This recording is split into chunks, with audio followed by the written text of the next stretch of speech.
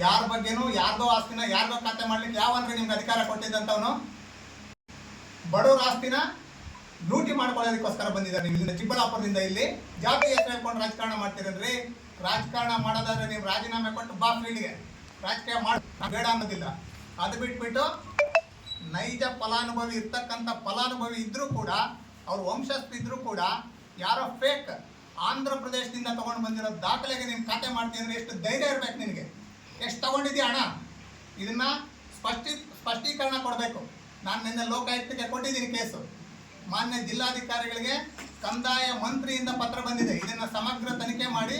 ಪಾವಗಡದಲ್ಲಿ ಕಂದಾಯ ಇಲಾಖೆಯ ಮಹಾ ಹಗರಣ ಬಯಲು. ತಹಸೀಲ್ದಾರ್ ಮೇಲೆ ಅಕ್ರಮ ಖಾತೆ ವರ್ಗಾವಣೆ ಆರೋಪ. ಪಾವಗಡ ತಾಲೂಕಿನಲ್ಲಿ ಕಂದಾಯ ಇಲಾಖೆಗೆ ಸಂಬಂಧಿಸಿದ ಭಾರೀ ಹಗರಣವೊಂದು ಬೆಳಕಿಗೆ ಬಂದಿದೆ. ಹಣ ಆಮಿಷಕ್ಕೆ ಒಳಗಾದ ಅಧಿಕಾರಿಗಳು ಕಾನೂನುಬದ್ಧ ದಾಖಲೆಗಳಿಲ್ಲದೆ ಫೋರ್ಜರಿ ವಂಶವೃಕ್ಷದ ಆಧಾರದ ಮೇಲೆ ಎಕರೆಗಟ್ಟಲೆ ಜಮೀನುಗಳನ್ನು ಅಕ್ರಮ ಖಾತೆ ವರ್ಗಾವಣೆ ಮಾಡಿದ್ದಾರೆ ಎಂಬ ಗಂಭೀರ ಆರೋಪ ಕೇಳಿಬಂದಿದೆ. ಶನಿವಾರ ಪಾವಗಡ ಪಟ್ಟಣದಲ್ಲಿ ಬಿಜೆಪಿ ಮುಖಂಡ ಗೌಡಟಿ ಪ್ರಭಾಕರ್ ದಾಖಲೆಗಳೊಂದಿಗೆ ಈ ಅವ್ಯವಹಾರವನ್ನು ಬಹಿರಂಗಪಡಿಸಿದ್ದಾರೆ. ಪಾವಗಡ ತಾಲೂಕಿನ ಕಸಬಾ ಹೋಬಳಿಯ ಭೂ ಮಾಫಿಯಾ ಅಟ್ಟಹಾಸ ಮುಂದುವರೆದಿದ್ದು, ಸರ್ವೆ ನಂಬರ್ 152, 78 ಹಾಗೂ 11/1ರಲ್ಲಿ ಮೂಲ ಮಾಲೀಕರ ಹೆಸರಿನಲ್ಲಿದ್ದ ಜಮೀನುಗಳನ್ನು ಇಂದ್ರಮ್ಮ ಹಾಗೂ ಇತರರ ಹೆಸರಿಗೆ ವರ್ಗಾಯಿಸಲಾಗಿದೆ ಎಂದು ಆರೋಪಿಸಲಾಗಿದೆ. ವಿಶೇಷವಾಗಿ ಸ್ಥಳೀಯ ದಾಖಲೆಗಳನ್ನು ಕಡೆಗಣಿಸಿ ಆಂಧ್ರಪ್ರದೇಶದ ವಂಶವೃಕ್ಷವನ್ನು ಆಧಾರವನ್ನಾಗಿ ಮಾಡಿಕೊಂಡಿರುವುದು ಅನುಮಾನಗಳಿಗೆ ಎಡೆ ಮಾಡಿಕೊಟ್ಟಿದೆ. ಇನ್ನು ಈ ವಿಷಯದ ಬಗ್ಗೆ ಪ್ರತಿಕ್ರಿಯೆ ಪಡೆಯಲು ಪಾವಗಡ ತಹಸೀಲ್ದಾರ್ ವೈ ರವಿ ಅವರನ್ನು ಸಂಪರ್ಕಿಸಿದಾಗ ಪ್ರಕರಣ ನ್ಯಾಯಾಲಯದಲ್ಲಿದೆ, ಈ ಬಗ್ಗೆ ಯಾವುದೇ ಪ್ರತಿಕ್ರಿಯೆ ನೀಡುವುದಿಲ್ಲ ಎಂದು ನಿರಾಕರಿಸಿದ್ದಾರೆ. ಅಕ್ರಮ ಖಾತೆ ರದ್ದುಪಡಿಸಿ ತಪ್ಪಿತಸ್ಥರ ವಿರುದ್ಧ ಕ್ರಮ ಕೈಗೊಳ್ಳದಿದ್ದರೆ ಭಾರೀ ಪ್ರತಿಭಟನೆ ನಡೆಸುವುದಾಗಿ ಪ್ರಭಾಕರ್ ಎಚ್ಚರಿಸಿದ್ದಾರೆ. ಯಾರ ಬಗ್ಗೆನೂ ಯಾರ್ದೋ ಆಸ್ತಿನ ಯಾರ್ದೋ ಖಾತೆ ಮಾಡ್ಲಿಕ್ಕೆ ಯಾವನ್ರಿ ನಿಮ್ಗೆ ಅಧಿಕಾರ ಕೊಟ್ಟಿದ್ದಂಥವನು? ಬಡವರ ಆಸ್ತಿನ ಲೂಟಿ ಮಾಡ್ಕೊಳ್ಳೋದಕ್ಕೋಸ್ಕರ ಬಂದಿದ್ದಾರೆ ನೀವು ಇಲ್ಲಿಂದ ಚಿಕ್ಕಬಳ್ಳಾಪುರದಿಂದ. ಇಲ್ಲಿ ಜಾತಿ ಹೆಸರು ಹೇಳ್ಕೊಂಡು ರಾಜಕಾರಣ ಮಾಡ್ತೀರಲ್ರಿ. ರಾಜಕಾರಣ ಮಾಡೋದಾದ್ರೆ ನೀವು ರಾಜೀನಾಮೆ ಕೊಟ್ಟು ಬಾ ಫೀಲ್ಡ್ಗೆ, ರಾಜಕೀಯ ಬೇಡ ಅನ್ನೋದಿಲ್ಲ. ಅದು ಬಿಟ್ಬಿಟ್ಟು ನೈಜ ಫಲಾನುಭವಿ ಇರ್ತಕ್ಕಂಥ ಫಲಾನುಭವಿ ಇದ್ರೂ ಕೂಡ, ಅವ್ರ ವಂಶಸ್ಥ ಇದ್ರೂ ಕೂಡ ಯಾರೋ ಫೇಕ್ ಆಂಧ್ರ ಪ್ರದೇಶದಿಂದ ತಗೊಂಡು ಬಂದಿರೋ ದಾಖಲೆಗೆ ನೀನು ಖಾತೆ ಮಾಡ್ತೀನಿ ಅಂದ್ರೆ ಎಷ್ಟು ಧೈರ್ಯ ಇರ್ಬೇಕು ನಿನಗೆ? ಎಷ್ಟು ತಗೊಂಡಿದ್ದೀಯ ಹಣ?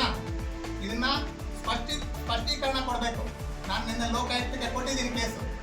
ಮಾನ್ಯ ಜಿಲ್ಲಾಧಿಕಾರಿಗಳಿಗೆ ಕಂದಾಯ ಮಂತ್ರಿಯಿಂದ ಪತ್ರ ಬಂದಿದೆ. ಇದನ್ನ ಸಮಗ್ರ ತನಿಖೆ ಮಾಡಿ 15 ದಿವಸದೊಳಗೆ ವರದಿ ಕೊಡಬೇಕು ಅಂತ ಕೊಟ್ಟಿದ್ದಾರೆ. ಆದರೆ ಇದುವರೆಗೂ ಕೂಡ ಸಂಬಂಧಪಟ್ಟ ಉಪವಿಭಾಗಾಧಿಕಾರಿನೂ ಕೂಡ ಇದರ ಬಗ್ಗೆ ಯಾವುದೇ ತನಿಖೆ ಮಾಡೋದಿಲ್ಲ. ಏನು ಉದ್ದೇಶ ಏನು? ಕಂದಾಯ ಮಂತ್ರಿ ಪತ್ರಕ್ಕೆ ಬೆಲೆ ಇಲ್ವಾ?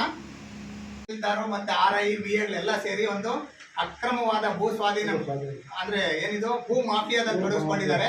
ಇದ್ರ ಬಗ್ಗೆ ಸಮಗ್ರವಾಗಿ ತನಿಖೆ ಮಾಡಿ ಅಲ್ಲಿನ VA ಕೂಡಲೇ ಸಸ್ಪೆಂಡ್ ಮಾಡಿ, ಎನ್ಕ್ವೈರಿ ಮಾಡಿ ಅಂತ ನಾನು VA ಇವ್ರಿಗೆ ಲೆಟರ್ ಬರ್ತಿದ್ದೀನಿ. ಇದುವರೆಗೂ ಕೂಡ 15 ದಿವಸದೊಳಗೆ ವರದಿ ಕೊಡಿ ಅಂತ ಲೆಟರ್ ಬರ್ತಿದ್ದಾರೆ DC ಅವರು AC ಗೆ. ಆ AC ಬಂದೇ ಇಲ್ಲ. ಆ ಮಹಾಪುರುಷ ಎಲ್ಲಿ ಕೂತಿದಾನೋ ಏನ್ ಮಾಡ್ತಿದಾರೋ ಇದುವರೆಗೂ ಗೊತ್ತಿಲ್ಲ. 78 ಸೂರ್ಯನಾರಾಯಣ ಶಾಸ್ತ್ರಿ ಬಿನ್ ರಾಮಶಾಸ್ತ್ರಿ ಅನ್ನೋ ಹೆಸರಿಗೆ ಇರ್ತದೆ ಪಾಣಿ. ಇದನ್ನೇನ್ ಮಾಡ್ತಾನೆ? ಇದಕ್ಕೂ ಕೂಡ ಒಂದು ದಾಖಲೆ ಮಾಡ್ಕೋತಾನೆ. ಇದು ಕೂಡ ನೋಡಿ, ಅಲ್ಲಿ ಇಂದ್ರಮ್ಮ, ಇದು ಕೂಡ ಇಂದ್ರಮ್ಮನ ಹೆಸರು ಖಾತೆ ಮಾಡ್ತಾನೆ. ಚಂದ್ರಾದಾಯ ಬ್ರಹ್ಮಾದಾಯ ಸುಬ್ಬಾಶಾಸ್ತ್ರಿ ಬೇರೆ, ಈ ಸೂರ್ಯನಾರಾಯಣ ಶಾಸ್ತ್ರಿ ಬೇರೆ. ಇವೆರಡಕ್ಕೂ ಒಂದೇ ವಂಶವೃಕ್ಷದ ಮೇಲೆ ಖಾತೆ ಮಾಡ್ತಾನೆ ಇವನು. ಯಾರೋ ನಿಮ್ಮ ಗ್ರಾಮ ಆಡಳಿತಾಧಿಕಾರಿ. ನೋಡಿ, ಇದು ಇಂದ್ರಮ್ಮನ ಹೆಸರು ಖಾತೆ ಬರುತ್ತೆ 2012ರಲ್ಲಿ, 2026, 25, 12ನೇ ತಿಂಗಳಲ್ಲಿ ಖಾತೆ ಬರುತ್ತೆ. ಇವೆರಡು ಆಗೋಯ್ತಾ? ಇವೆರಡು ಆಗೋಗ್ತಿದ್ದಂಗೆ ನೋಡಿ, ಈ ಶೇಷಾಶಾಸ್ತ್ರಿ ಮಗನಿಗೆ, ಈ ಶೇಷಾಶಾಸ್ತ್ರಿ ಅನ್ನೋ ವ್ಯಕ್ತಿಗೆ 2 ಮಕ್ಕಳು.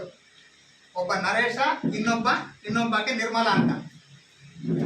ಇನ್ನೊಂದು ಖಾತೆನಲ್ಲಿ ಮೊದಲನೇ ಖಾತೆ ಮಾಡಿರೋದ್ರಲ್ಲಿ ಈ ನಿರ್ಮಲನ್ ತೋರಿಸೋದೇ ಇಲ್ಲ. ಸೋತಿ ಖಾತೆ ಇದರಲ್ಲಿ ವಂಶವೃಕ್ಷದಲ್ಲಿ ನಾನು ಒಬ್ಬನೇ ಮಗ ಅಂತ ತೋರಿಸ್ಕೊತಾನೆ. ನೋಡಿ, ನರೇಶ ಅಂತ ತೋರಿಸ್ಕೊತಾನೆ.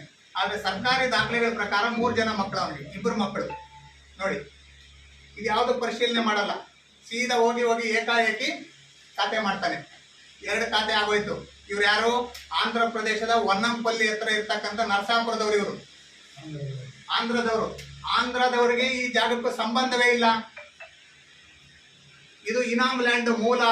ಈ ಬ್ರಹ್ಮಾದಾಯ ಸುಬ್ಬಾಶಾಸ್ತ್ರಿ ಅಂತ ಇರ್ತಕ್ಕಂಥ